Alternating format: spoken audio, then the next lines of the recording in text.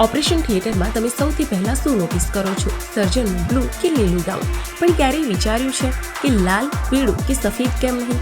કારણ ખૂબ જ રસપ્રદ છે. ઓપરેશનમાં કલાકો સુધી સર્જન લાલ લોહી જોતા હોય છે.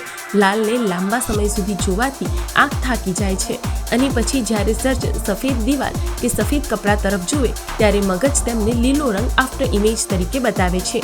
આથી ચક્કર આવવા, હાથ રૂંઝવા જેવી સમસ્યાઓ થતી. પહેલા સર્જન સફેદ ગાઉન પહેરતા અને આ કારણસર 1914 થી 1920 વચ્ચે અમેરિકા, યુરોપમાં અનેક સર્જિકલ અકસ્માતો પણ થયા. ત્યારબાદ નિષ્ણાંતોએ ઉકેલ શોધ્યો.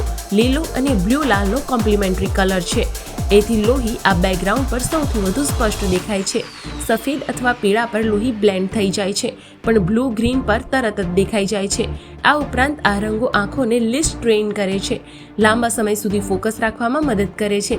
નાસા પણ તેના કંટ્રોલ રૂમમાં એ જ કલર ટોનનો ઉપયોગ કરે છે.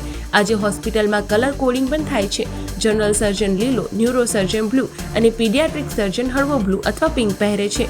તો હવે જાણ્યું ને, સર્જન બ્લુ કે લીલું જ કેમ પહેરે છે?